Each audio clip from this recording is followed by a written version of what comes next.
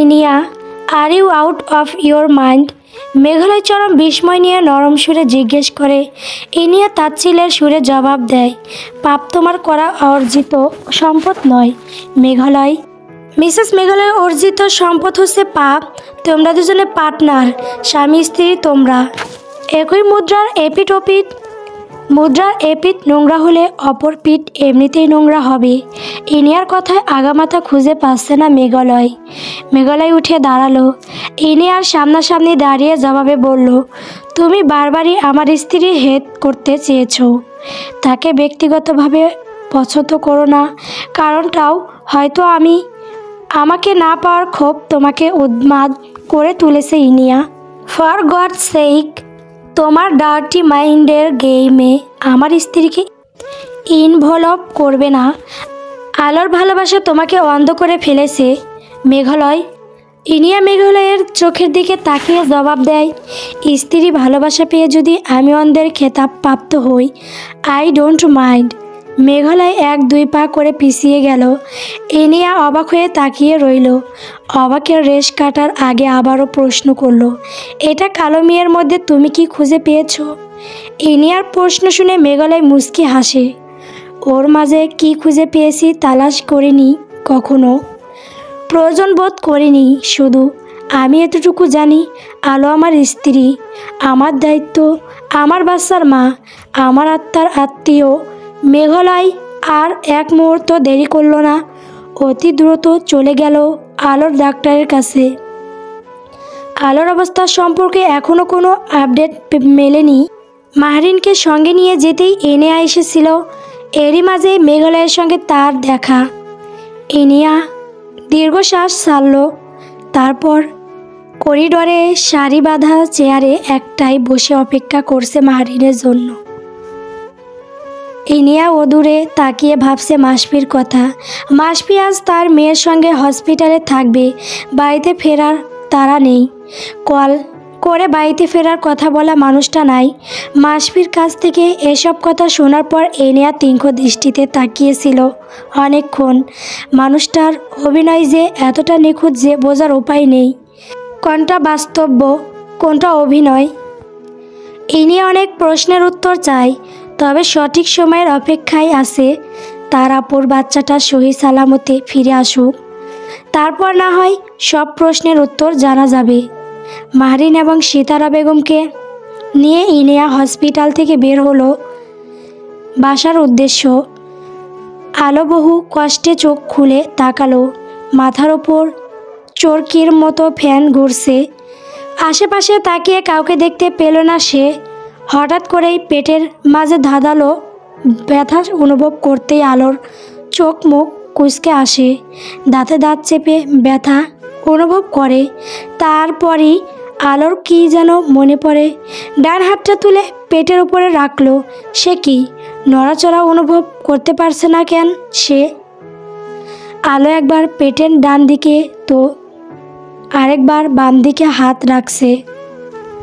তার সন্তানের নড়াচড়া যদি কোনোভাবে টের পায়, কিন্তু তার অস্তিত্ব যে টের পাচ্ছে না।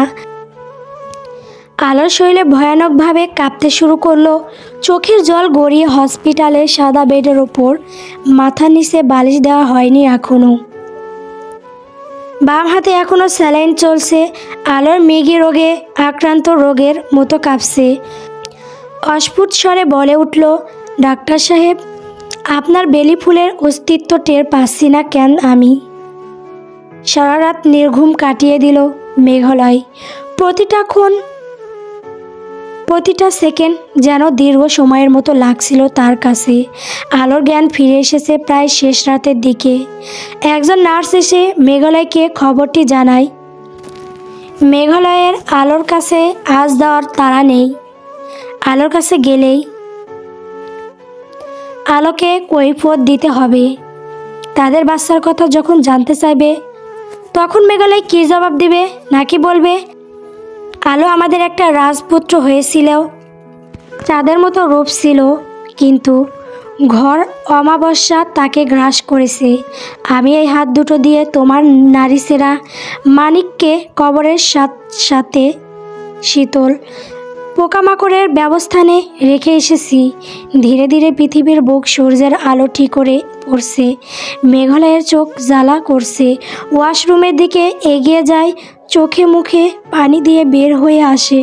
ক্যান্টিনের দিকে এগিয়ে যায়, কড়া এক কাপ দুধ চা খেলো খালি পেটে। তারপর আবারও রওনা হলো। আলোর সঙ্গে দেখা করা জরুরি। আলোর মুখটা মনে করতে পারছে না। কি অদ্ভুত ব্যাপার! গত দুদিনের ঝড় ঝাপটায় আলোর মুখটা তার মানসপটে অস্পষ্ট হয়ে গেছে। নার্সের সঙ্গে কথা বলে পোস্ট অপারেটিভ রুমে ঢুকলো মেঘালয়। আলো চোখ বন্ধ করে তখনও নীরবে চোখে জল ফেলছিল। মেঘালয়ের উপস্থিতি সে টের পায়নি। মেঘালয় ধীর পায়ে হেঁটে গেল আলোর বেডের কাছে। বেডের সামনে গিয়ে দাঁড়ালো। আলো শুকিয়ে যাওয়া মলিন মুখখানা দেখে মেঘালয়ের চোখে অশ্রু জমা হচ্ছে। আলো দেখা ফেলার আগেই মেঘালয় অশ্রু মুছে ফেলল।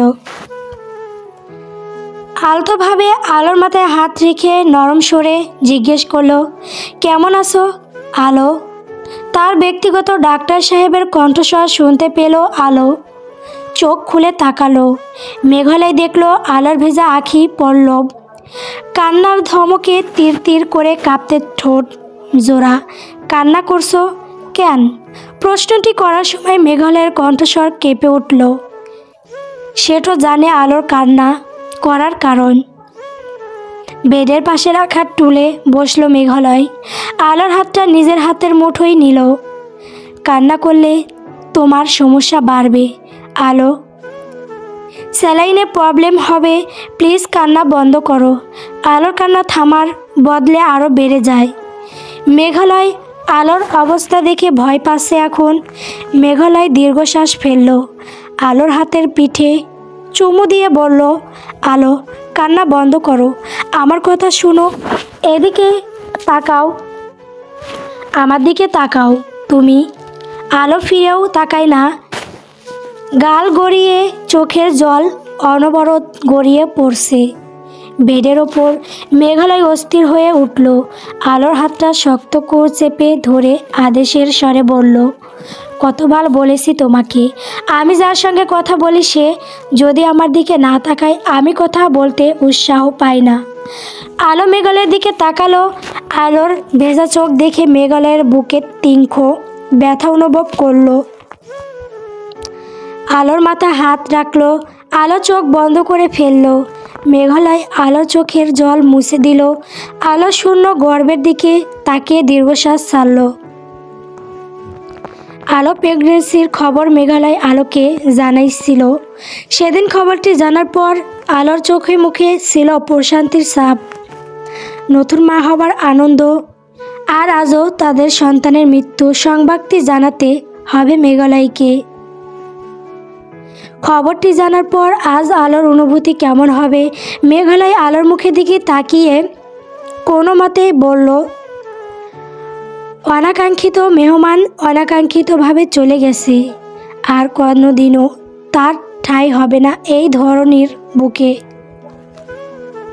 আলো চোখ বুজে এত বড় একটা দুঃসংবাদ হজম করার চেষ্টা করলো, কিন্তু এতক্ষণ তার মনের ভিতর একটু হলেও আশার প্রদীপ জ্বলছিল। এই ভেবে যে তার সন্তান সুস্থ আছে। চিকিৎসা বিজ্ঞানের আধুনিক যুগে তার এতটুকু বাচ্চাটা হয়তো বেঁচে থাকবে। কিন্তু ডাক্তার সাহেব আলো ঘর নাই মান সিলিং ফ্যানের ওপর দৃষ্টি রেখে মেঘালয়কে ডাকলো। মেঘালয় সাড়া দেয়, আলোর মনে হলো মেঘালয় ভারী নিষ্ঠুর একজন বাবা। আলো তীব্র অভিমান নিয়ে তাকালো মেঘালয়ের চোখের দিকে। আপনি আমার কষ্ট টের পাচ্ছেন ডাক্তার সাহেব? আমার ভেতরটা কেমন দমড়ে মুচড়ে যাচ্ছে। আমি মাতৃত্বের স্বাদ পেলাম 6 মাস। আমার কোল জুড়ে আমার সন্তান আসার কথা, অথচ সন্তান এলো না।